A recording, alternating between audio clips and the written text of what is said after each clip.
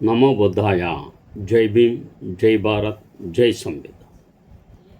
తథాగత భగవాన్ బుద్ధుడు సామ్రాట్ అశోక్ చక్రవర్తికి, బోధిసత్వ డాక్టర్ బాబాసాహెబ్ అంబేద్కర్కు ప్రణామాలు తెలియజేస్తున్నాను. బహుజన యుద్ధబేర్ యూట్యూబ్ ఛానల్కు స్వాగతం పలుకుతున్నాను. చాలా గాయపరిచే అంశము. సామాజిక ఉద్యమాల్లో కొనసాగుతున్న వారికి కొద్దిగా దుఃఖం కలిగించే విషయం. బాబాసాహెబ్ ఉద్యమం మొదలుపెట్టి ఇప్పటి వరకు అనేక మంది బాబాసాహెబ్కు వ్యతిరేకంగా పుస్తకాలు రాశారు. అందులో ముఖ్యంగా worshipping of false God's Arun Shouri రాశాడు. రంగనాయకమ్మ సిద్ధాంతపరంగా బాబాసాహెబ్ చాలడు, మార్క్సే అవుతాడు, బుద్ధుడు అంబేద్కర్ చాలడు అని ఆవిడ రాసింది. అలాగే WhatsApp university, BJP media, social media, అందులో భాగంగా హమారా ప్రసాద్ ఎప్పటి నుంచో బాబాసాహెబ్కి వ్యతిరేకంగా పుంకాలు సోషల్ మీడియాలో ఇష్టం వచ్చినట్లు రాస్తున్నాడు. దానికి కొంతమంది కౌంటర్ చేశారు. ఇప్పుడు ఫ్రెష్గా డాక్టర్ అంబేద్కర్పై కల్పిత నాయకుడు పుస్తకాన్ని విడుదలకు ముందే ఆధారాలతో పరిశీలించాలని, ఆ అంశం మీద మాట్లాడాలని చెప్పి నేను భావిస్తున్నాను. అతను హమారా ప్రసాద్ హిందూ శక్తి ఏదో గ్రూపు ఒకటి ఫేస్బుక్లో పెట్టుకున్నాడు. అందులో భాగంగా ఆయన త్వరలో మొదట్లో ఒక 600 పేజీలు అన్నారు, కానీ ఇప్పుడు ఇంకా 750 పేజీలు, 185 రిఫరెన్సులతో ఆయన తను ఏదో ఒక పెద్ద బాంబు పేల్చబోతున్నాడని సోషల్ మీడియాలో వాట్సాప్ యూనివర్సిటీసు ప్రలాపనలు పేలుతున్నారు.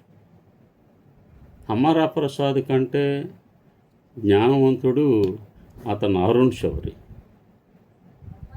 ఈ చిల్లర మాటలు, చిల్లర ఎవరో ఊహించినవి అథారిటేటివ్గా రాయగలిగితే మంచిదే. మేమేమి అడ్డుకోమని అనడం లేదు. ప్రజాస్వామ్యంలో ఎవరన్నా, మేమే చాలా పుస్తకాలు రాసాం. మా పూర్వీకులు పెరియార్ రామస్వామి నాయకర్ రామాయణం యథార్థ గాథకి ఇంతవరకు జవాబు ఇవ్వలేదు మీరు.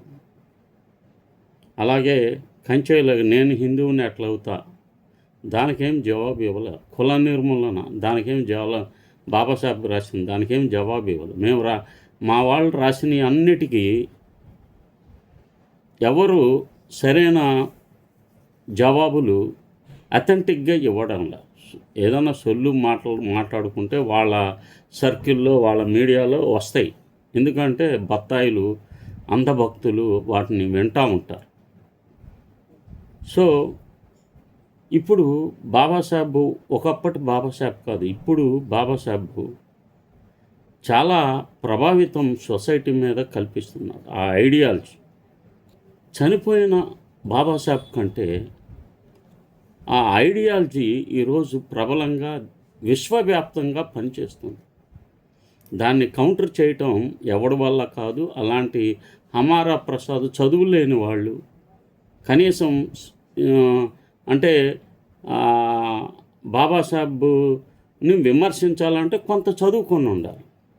ఏ డాక్టరేటో, కొన్ని విషయాల పట్ల సామాజిక దృక్పథం ఉండాలి. వాట్సాప్ యూనివర్సిటీ నుంచి చదువుకున్న వాళ్ళు ఏమి విమర్శించగలుగుతారు? కనుక ఈ అంశం పైన నేను ఈరోజు ఈ విషయాన్ని మాట్లాడాలని చెప్పి భావిస్తున్నాను.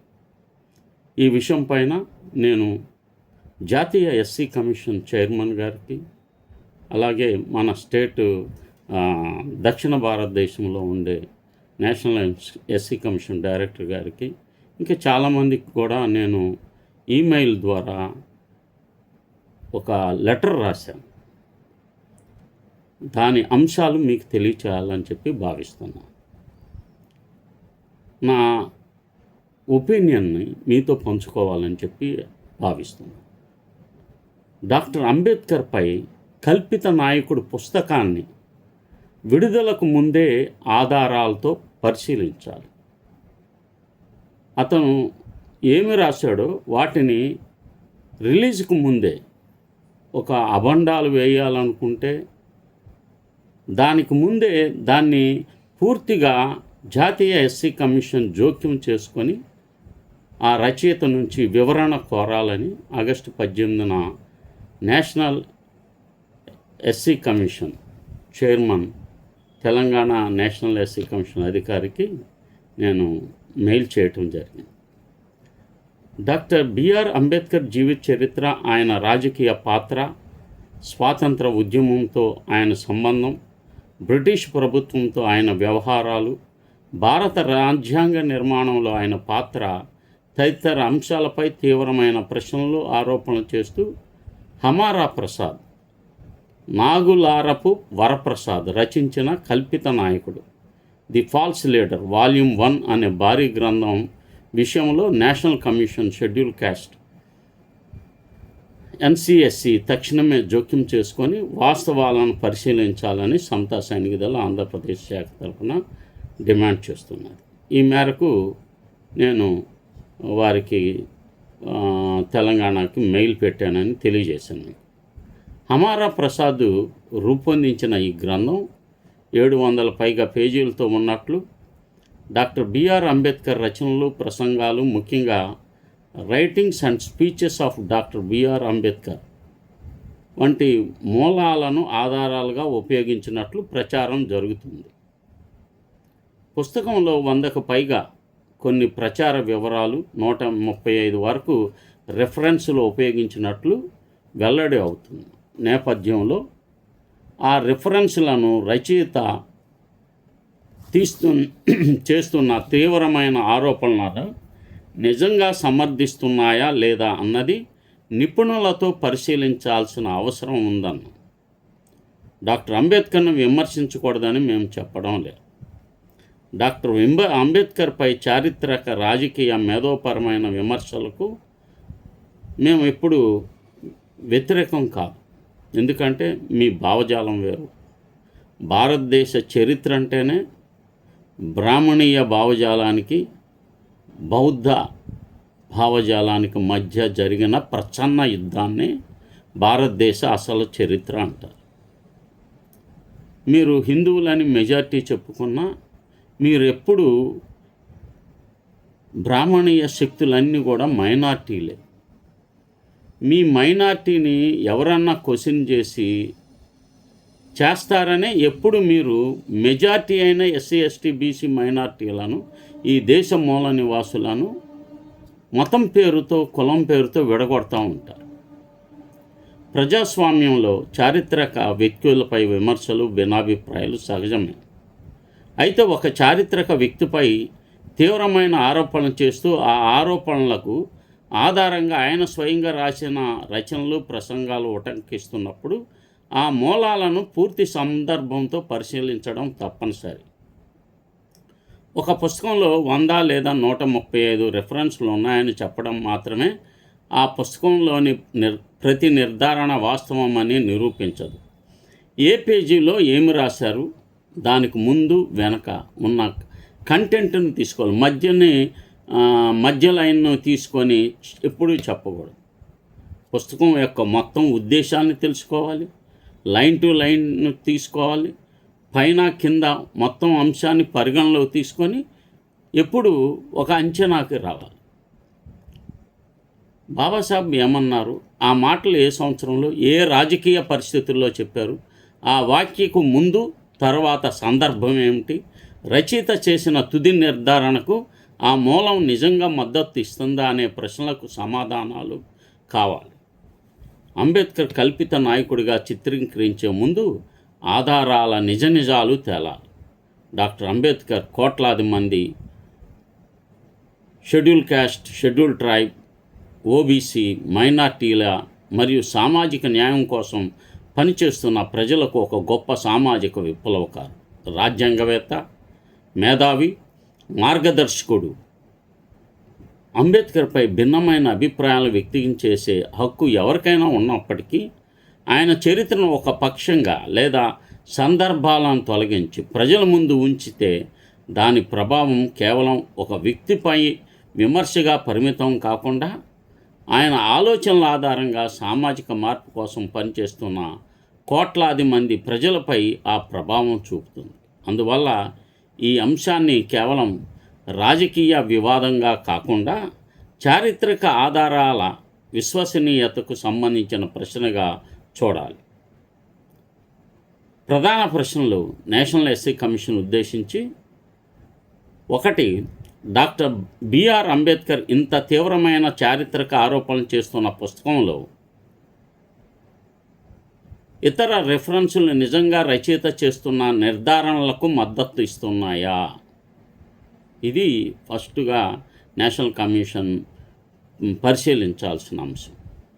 డాక్టర్ అంబేద్కర్ రచనలు, ప్రసంగాల నుంచి తీసుకున్న ఉటంకింపులను పూర్తి చారిత్రక సందర్భంతోనే ఉపయోగించారా? డాక్టర్ అంబేద్కర్ను బ్రిటిష్ అనుకూలుడిగా, స్వాతంత్ర ఉద్యమానికి వ్యతిరేకిగా లేదా రాజ్యాంగ నిర్మాణంలో ఆయన పాత్రను తగ్గించే విధంగా చిత్రీకరించడానికి ఉపయోగించిన ఆధారాలు ప్రాథమిక చారిత్రక రికార్డులతో సరిపోతున్నాయా? ఒక పుస్తకంలోని ఏదైనా అంశం షెడ్యూల్ క్యాస్ట్పై ద్వేషం, విద్వేషం, సామాజిక శత్రుత్వం లేదా వివక్షతను ప్రోత్సహించే విధంగా ఉందా? పుస్తకంలోని పేర్కొన్న చారిత్రక వాదనలు స్వతంత్ర నిపుణుల కమిటీ ద్వారా పరిశీలించే అవకాశం national schedule caste SC commission తన రాజ్యాంగ పరిధిలో కల్పించగలదా? రచయితకు నోటీసు జారీ చేసి ఆయన ఉపయోగించిన పూర్తి రిఫరెన్సులు, మూలపత్రాలు, బాబాసాహెబ్ వాల్యూములు మరియు సంబంధిత పేజీలను కమిషన్ ముందు సమర్పించాలని కోరగలరా కమిషన్? పుస్తకంలోని అభ్యంతరకరమైన లేదా వాస్తవపరంగా నిర్ధారణ కాని అంశాలు చట్టపరమైన పరిధిలోకి వస్తే సంబంధిత అధికారులకు విషయాన్ని ఎందుకు పంపకూడదు? మా డిమాండ్ సెన్సార్ కాదు, ఆధారాల పరిశీలన. సమతా సైనిక దళ డిమాండ్ను పుస్తకాన్ని నిషేధించాలనే సాధారణ నినాదంగా చూడకూడదు. మా ప్రధాన డిమాండ్ ఏమిటంటే, పుస్తక రచయిత స్వయంగా అంబేద్కర్ రచనలు, ప్రసంగాలు, వారి వాల్యూమ్స్ వంటి మూలాల ఆధారంగా చూపుతున్నప్పుడు ఆ ఆధారాలను నిపుణులు పరిశీలించాలి. వాస్తవం ఉంటే అది ప్రజల ముందుకు రావచ్చు, కానీ ఆధారాలను తప్పుగా ఉటంకించి, సందర్భాలను తొలగించి లేదా చారిత్రక విషయాలను వక్రీకరించి ఉంటే ఆ విషయాన్ని కూడా ప్రజలకు తెలియచేయాలి.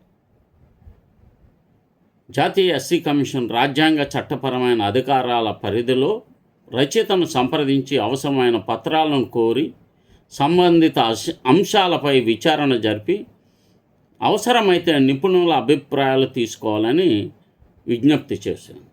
డాక్టర్ అంబేద్కర్పై సమాధానం కూడా అంబేద్కర్ చూపిన రాజ్యాంగ మార్గంలోనే ఉండాలి. డాక్టర్ అంబేద్కర్పై ఎవరు ఎలాంటి అభిప్రాయం వ్యక్తం చేసినా దానికి సమాధానం హింస, బెదిరింపులు, వ్యక్తిగత దూషణలు లేదా చట్ట వ్యతిరేక చర్యల ద్వారా ఇవ్వకూడదు.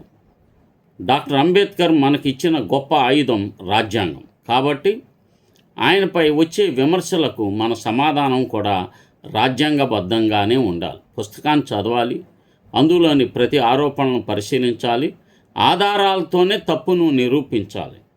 చట్టాన్ని ఉల్లంఘించిన అంశం ఉంటే చట్టపరమైన మార్గంలో చర్య కోరాలి. 135 రిఫరెన్సులు ఉంటే 135 రిఫరెన్సులను పరిశీలిద్దాం. హమారా ప్రసాద్ పుస్తకంలో పెద్ద సంఖ్యలో రిఫరెన్సులు ఉన్నాయని ప్రచారం చేస్తున్న నేపథ్యంలో అదే రిఫరెన్సులను ఆధారంగా చేసుకొని వాస్తవ నిర్ధారణ చేయాలి. నేను ఒక విషయాన్ని స్పష్టంగా చెప్తున్నాను. డాక్టర్ అంబేద్కర్ను దేవుడిగా చూపించడానికి కూడా మాకు ఆధారాలు అవసరం లేదు. అదేవిధంగా అంబేద్కర్ను కల్పిత నాయకుడిగా చిత్రీకరించడానికి కేవలం అభిప్రాయాలు సరిపోవు, చరిత్రకు ఆధారాలు కావాలి. అందుకే రచయిత చూపిస్తున్న రిఫరెన్సులనే తీసుకొని ఒక్కొక్కటిగా పరిశీలించడానికి నేను సిద్ధంగా ఉన్నాను. జాతీయ కమిషన్, ఎస్సీ కమిషన్ తక్షణమే స్పందించాలి. ఆగస్టు 18న పంపిన నా వినతి పత్రంపై తక్షణమే స్పందించి ఫిర్యాదును స్వీకరించినట్లు తెలియచేయడంతో పాటు ఈ అంశంపై విచారణ ప్రక్రియను ప్రారంభించాలని కోరాను. ఈ ప్రచురణకర్తను సంప్రదించి పుస్తకంలో వివాదాస్పద అంశాలపై వివరణ కోరాలి, మూలపత్రాలను పరిశీలించాలి, అభ్యంతరకరమైన అంశాలు ఉన్నట్లయితే సంబంధిత అధికారులు తగిన చర్యల కోసం పంపాలి. అంబేద్కర్పై విమర్శను మేము భయపడడం లేదు. అంబేద్కర్ చరిత్రను ఆధారాలతో పరీక్షించడానికి మేము సిద్ధంగా ఉన్నాం. కానీ చరిత్ర వక్రీకరణ పేరుతో జరిగితే దాన్ని కూడా ఆధారాలతోనే ప్రశ్నిస్తాం. నేషనల్ ఎస్సీ కమిషన్ ఈ అంశాన్ని అత్యంత బాధ్యతతో పరిశీలించాలి అని నేను డిమాండ్ చేస్తున్నాను. ఈ అంశం ఇప్పటికే సోషల్ మీడియాలో చాలా అలజడి రేపుతుంది. ఈ అంశాన్ని అంటే బాగా ఎక్కువ మంది పర్సనల్గా తీసుకొని దాడి చేద్దామన్న అంశాలు కూడా చెప్తున్నారు.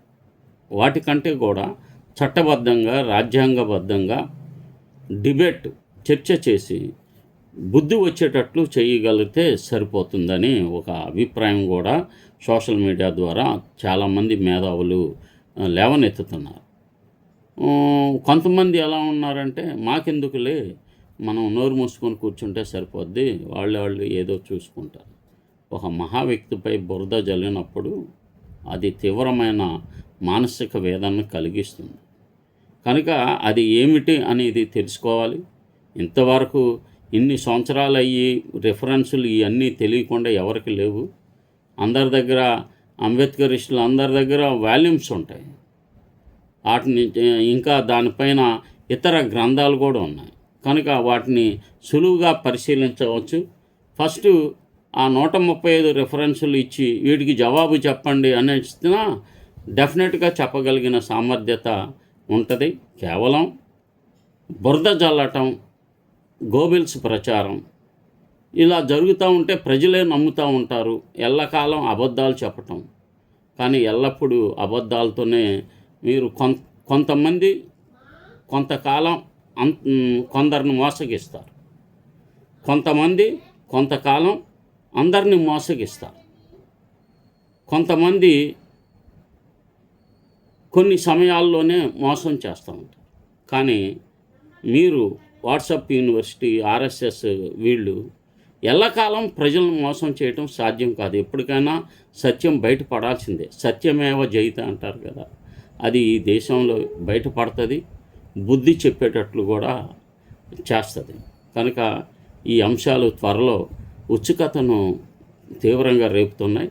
ఆ రెఫరెన్సులు ఎవరైనా సంపాదిస్తే వాటి అంశాలను ముందుగానే మనం స్టడీ చేసి సిద్ధంగా ఉండటానికి అంబేద్కరిస్టులందరూ సిద్ధంగా ఉండాలని చెప్పి పిలుపిస్తున్నాను. నమో బుద్ధాయ, జై భీమ్. ఈ బహుజన యుద్ధ భేరి యూట్యూబ్ ఛానల్ను సబ్స్క్రైబ్ చేయండి, షేర్ చేయండి.